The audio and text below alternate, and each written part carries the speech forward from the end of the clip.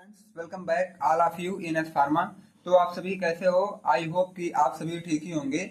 तो आज की इस वीडियो में हम बात करेंगे पैथोफिजियोलॉजी का, जो कि बी फार्म सेकंड सेमेस्टर में आपको यह सब्जेक्ट पढ़ना होता है और हमारी यूनिट नंबर फर्स्ट चल रही थी। ये आप सभी को पता ही होगा, क्योंकि आप लोग, हमें उम्मीद है कि आप लोग हमारे साथ कंटिन्यू रह के ही स्टडी कर रहे हैं। अगर आप हमसे नए जुड़े हैं या तो पहली बार जुड़े हैं या तो इस चैनल पर पहली बार हैं, तो इस चैनल को सब्सक्राइब कर लीजिए ताकि सबसे पहले वीडियो का इन्फॉर्मेशन सबसे पहले आप तक पहुंचे और आप इसे वॉच कर सकें। ठीक है, तो इस वीडियो में हम कवर करेंगे मॉर्फोलॉजी ऑफ सेल इंजरी। इसके पहले हम लोगों ने causes of cell injury, then cell injury क्या होती है, ये सारी डाउट हम लोगों ने क्लियर कर लिया। आज यहाँ पे कवर हुआ मॉर्फोलॉजी ऑफ सेल इंजरी। अब देखो क्या है, सेल इंजरी का डाउट सभी का क्लियर ही होगा। अगर नहीं हुआ है तो ये मैं डाउट एक बार रिकॉल कर दे रहा हूँ। सेल इंजरी मतलब होता है जब सेल के ऊपर किसी एक्सटर्नल फैक्टर की वजह से हमारा सेल क्या है, डैमेज हो जाता है, या तो उसके स्ट्रक्चर या फॉर्म में कोई चेंजिंग या अल्टरेशन देखने को मिलती है, तो उस कंडीशन को हम लोग बोलते हैं सेल इंजरी। अब सेल इंजरी का डाउट क्लियर हुआ। अब देखो उसी में पढ़ना है आपको मॉर्फोलॉजी। अब किसी भी एक्सटर्नल फैक्टर की वजह से सेल डैमेज हुआ, उसका स्ट्रक्चर और फॉर्म चेंज हुआ।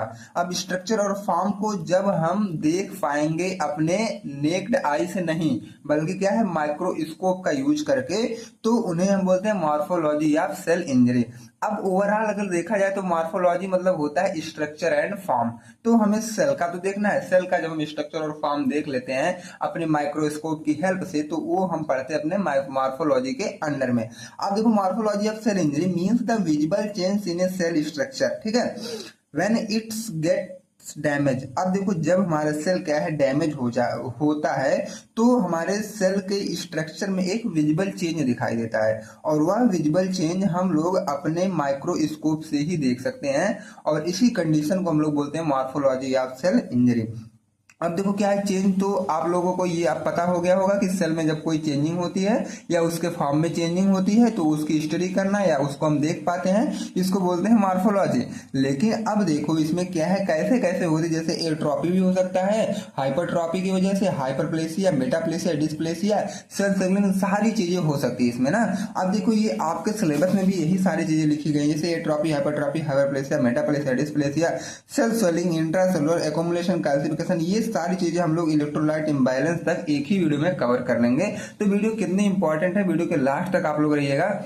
अगर आप सब व्हाट्सएप चैनल को भी ज्वाइन करना चाहते हैं तो डिस्क्रिप्शन बॉक्स में उसकी लिंक मिलेगी, आप ज्वाइन कर सकते हैं। वहां पे लेटेस्ट अपडेट एंड नोट्स वगैरह सारी चीजें आपको मिलती रहेंगी। ठीक है, अब देखो हम एक एक की इसमें बात करेंगे। सबसे पहले हम बात करें ए ट्रॉफी की। ठीक है, अब ये ट्रॉफी, इसके पहले हम लोगों ने इसके लास्ट वाले लेक्चर में देखा था कि ये ट्रॉफी क्या होती है, बट वहां क्या है 2 मार्क्स से काटने दिखा था छोटे छोटे में। लेकिन अब देखो यहाँ इसके लेवल से ये ट्रॉफी हमारी क्या होगी, ये atrophy is condition which describe reduction in the cell size.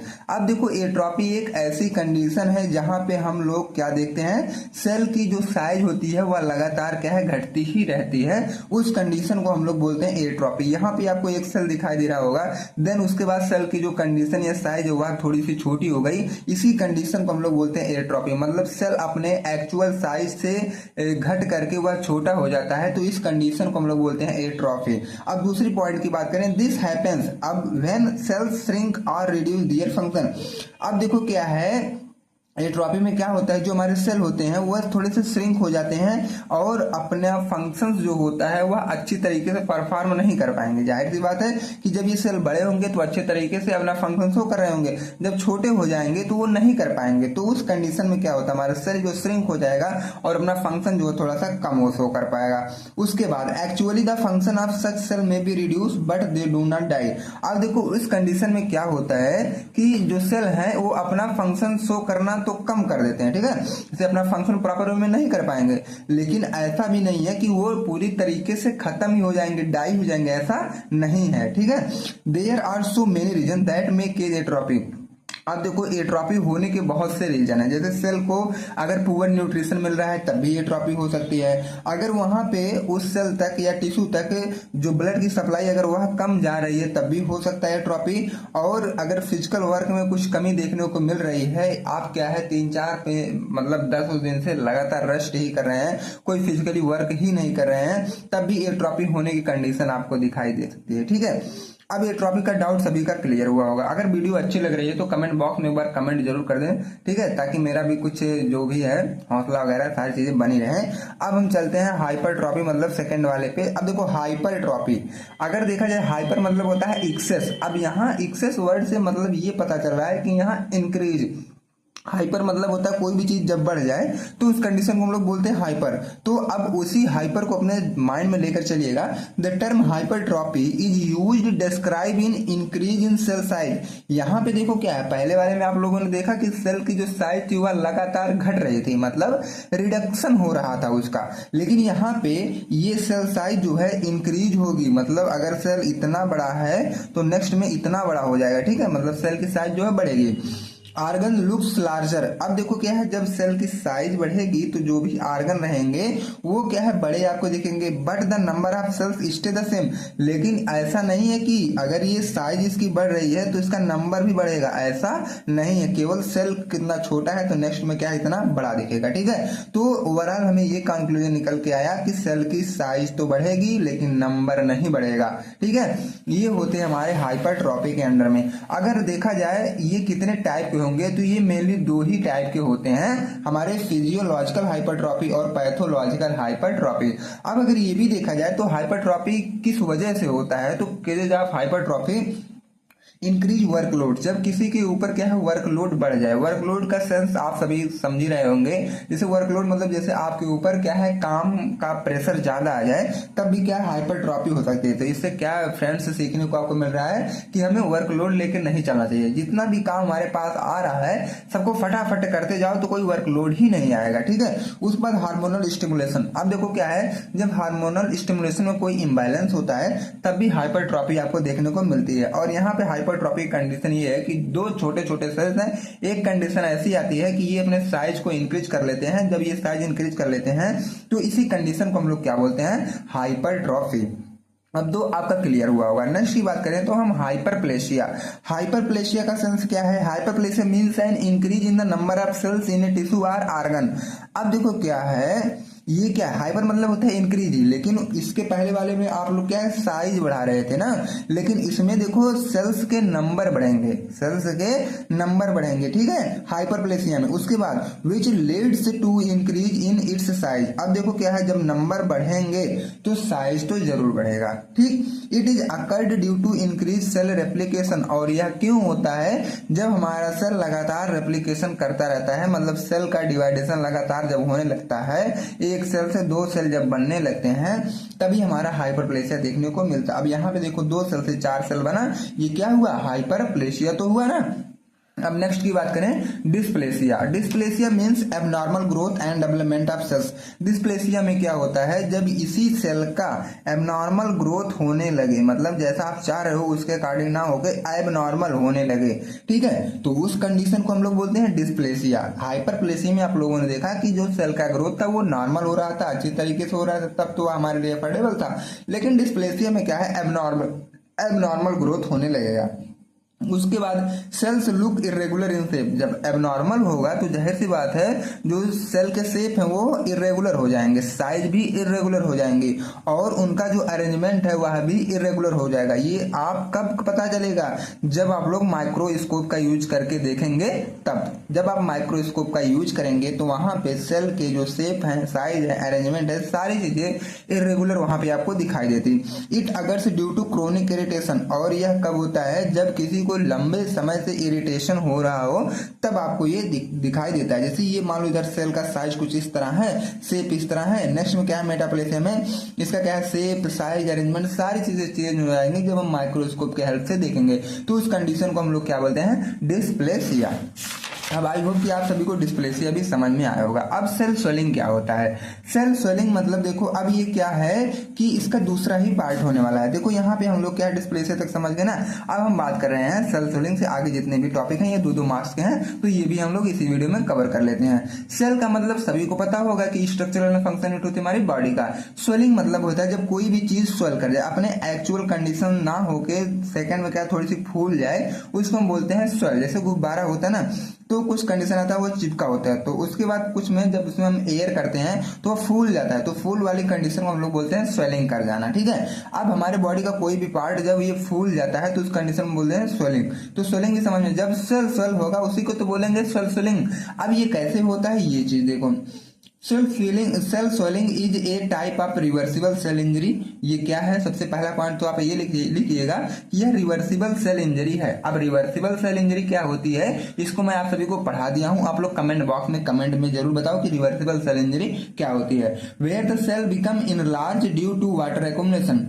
ये क्या होता है कि रिवर्सिबल सेल इंजरी होती है जहां पे जो हमारा सेल होता है वह अपने नॉर्मल साइज से बढ़ के थोड़ा सा बड़ा हो जाता है, और यह बड़ा इसलिए हो जाता है कि सेल के अंदर वाटर का एक्युमुलेशन हो जाता है। मीन्स हमारे सेल के अंदर वाटर की एंट्री हो जाती है, तब वह अपने मेन शेप में ना होकर थोड़ा सा बड़ा हो जाता है, ठीक है। तो उसे हम बोलते हैं सेल स्वेलिंग। अब केज क्या है, मतलब रीजन या वजह क्या हो सकती है सेल स्वेलिंग का, जैसे कि अगर ऑक्सीजन लेवल कम है, मीन्स क्या है हाइपोक्सिया के कंडीशन में, तब भी हमारा सेल स्वेलिंग हो सकता है। कोई टॉक्सिन मटेरियल हो गया हमारे बॉडी के अंदर तब भी हो सकता है, इन्फेक्शन कोई होगी तब भी हो सकता है, कोई फिजिकल इंजरी हो जाए जैसे ट्रॉमा या हीट की वजह से तब भी हमारी सेल स्वेलिंग हो सकती है। अब सेल स्वेलिंग का डाउट सभी का क्लियर हुआ होगा। अब हम बात करें नेक्स्ट का, तो इंट्रासेलुलर एक्युमुलेशन। इंट्रासेलुलर एक्युमुलेशन क्या होता है, इंट्रासेलुलर, इंट्रा मतलब होता है अंदर, सेलुलर मतलब होता है सेल, एक्युमुलेशन मतलब होता है कोई भी चीज इकट्ठा होना। अब इंट्रा मतलब सेल, सॉरी इंट्रा मतलब इनसाइड, सेलुलर मतलब सेल, सेल के अंदर कोई भी चीज जब इकट्ठा होती है तो उस कंडीशन को हम लोग बोलते हैं इंट्रासेलुलर एक्युमुलेशन। अब हम लोग आगे इसको डीप में देखते हैं कि समटाइम्स कुछ समय क्या होता है, cells store too much of something inside them. कुछ समय ऐसा होता है कि सेल के अंदर जो भी सब्सटेंस या मटेरियल या पार्टिकल्स होता है ना, बहुत ज्यादा वह सेल हमारा स्टोर कर लेता है, तो उस कंडीशन को हम लोग बोलते हैं इंट्रासेलुलर एक्युमुलेशन। अब देखो एक्युमुलेशन मींस क्या होता है, excess substance store inside the cell. Cell के अंदर नॉर्मल ना होके कोई ज्यादा चीज वह सेल अपने अंदर स्टोर कर लेता है, एक्सेस अमाउंट में कोई भी सब्सटेंस सेल अपने अंदर स्टोर कर लेता है, तो उसको कंडीशन को हम लोग बोलते हैं accumulation. This substance can be, और वह सब्सटेंस क्या है, अगर देखा जाए तो नॉर्मली जैसे फैट भी हो सकता है, वाटर भी हो सकता है और प्रोटीन भी हो सकता है। अगर अब नॉर्मल में आप लोग देखोगे तो इसे टॉक्सिक सब्सटेंस भी वो कर सकता है, कोई पिगमेंट भी कर सकता है। तो ये सब क्या है हमारे लिए खतरनाक होते हैं, और ये थोड़े से क्या है मतलब नॉर्मल होते हैं। तो ये सारी चीजें हमारा सेल जब एक्सेस अमाउंट में अपने अंदर रख लेता है तो इस कंडीशन को हम लोग बोलते हैं इंट्रासेलुलर एक्युमुलेशन। अब कैल्सिफिकेशन की बात करें तो ये कैल्सिफिकेशन हमारा क्या होता है, कैल्सिफिकेशन, कैल्सी मतलब अगर वर्ड से देखा जाए तो कैल्शियम से रिलेटेड हमारा वर्ड आ गया। तो calcium builds up in body parts like tissues और ऑर्गन। कैल्शियम क्या करता है, हमारे कुछ बॉडी पार्ट्स को वो बिल्ड करता है, जैसे टिश्यू भी हुए हैं और कुछ ऑर्गन होते हैं, उनको क्या है बिल्ड करने का हेल्प करता है। It makes the tissue hard thick और स्टिफ, और ये क्या करता है हमारे टिश्यू को हार्ड थिक और स्टिफ भी बनाता है। तो यही आप कैल्सिफिकेशन, ये सब कैल्सिफिकेशन जो है एग्जाम में पूछता नहीं है, लेकिन मैं पढ़ा दे रहा हूं तो आप लोग जानकारी के लिए अच्छे तरीके से पढ़ लो बस। अब एसिडोसिस की बात करूं तो एसिडोसिस यहाँ पे क्या है, एसिडोसिस मतलब एसिड से रिलेटेड कोई बात हो रही है, एसिडोसिस इन ए सेल। अब हम क्या है ओवरऑल नॉलेज सेल के बारे में ही तो ले रहे हैं, तो सेल के बारे में ही हम लोग सेल में एसिडोसिस कैसे होती है उसके बारे में हम लोग पूरा डीप में देखेंगे। आप देखो जहां पे मोर H प्लस आयन, मतलब H प्लस आयन की जो कंसंट्रेशन है वह सेल के अंदर नॉर्मल से नॉर्मल ना होके एक्सेस हो जाती है, तो उस कंडीशन को हम लोग बोलते हैं एसिडोसिस। अब देखो सेल में एसिडोसिस क्या होती है, मोर H प्लस आयन मतलब acid inside the cell than normal, normal से ज्यादा, ठीक है। जब एसिड सेल के अंदर आ जाती है तो उस कंडीशन को हम लोग बोलते हैं acidosis. This makes the cell environment acidic, और जाहिर सी बात है जब सेल के अंदर एसिडिक मतलब एसिड चला जाएगा तो सेल का एनवायरनमेंट एसिडिक बना देगा, विच डिस्टर्ब्स नॉर्मल सेल फंक्शन। और जब एसिडिक हो जाएंगे तो जो नॉर्मल सेल फंक्शन है वो डिस्टर्ब हो जाएंगे, सेल जो नॉर्मल फंक्शन अपना शो कर रहा है वो नहीं कर पाएगा, थोड़ा सा डिस्टर्ब हो जाएगा, ठीक है।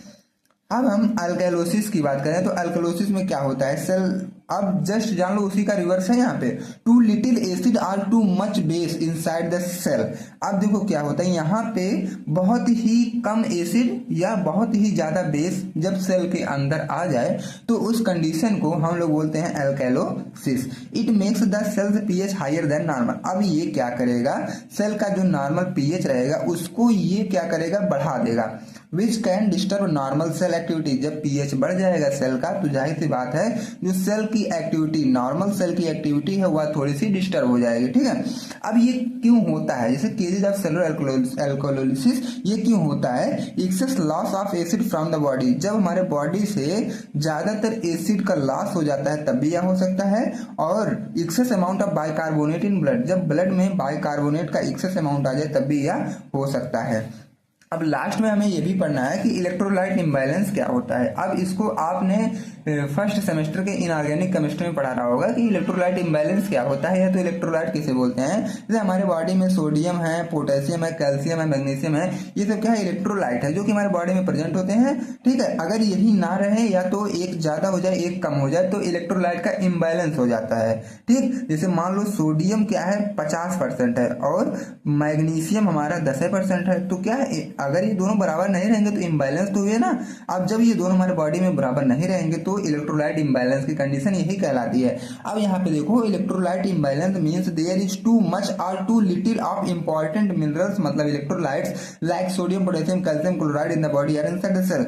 सेल के अंदर या तो बॉडी के अंदर जो हमारे इलेक्ट्रोलाइट्स होते हैं जैसे कि सोडियम, पोटेशियम, कैल्शियम या क्लोराइड, जब हमारे बॉडी के अंदर या तो बहुत ही ज्यादा आ जाए या तो बहुत ही कम आ जाए तो क्या है दोनों में इम्बैलेंसिंग होने लगती है, और इसी बैलेंस को हम लोग इलेक्ट्रोलाइट इम्बैलेंस बोलते हैं। ओके फ्रेंड, तो यहाँ तक का जो हमारा डाउट था यह क्लियर हुआ है। अगर आप सभी को नोट्स चाहिए तो टेलीग्राम ग्रुप को ज्वाइन करो, वहां पे पीडीएफ फॉर्म में आपको नोट्स मिल जाएंगे, ठीक है। अब देखो यहाँ पे इलेक्ट्रोलाइट इम्बैलेंस तक हमारा कवर हुआ। नेक्स्ट लेक्चर में हम लोग कवर करेंगे ये इन्फ्लामेशन वाला पार्ट और रिपेयर वाला पार्ट, ठीक है, मतलब basic mechanism involve in the process of inflammation and the repair. अब इतना अभी बचा है, नेक्स्ट वाले लेक्चर में हम लोग कवर करने की पूरी कोशिश करेंगे।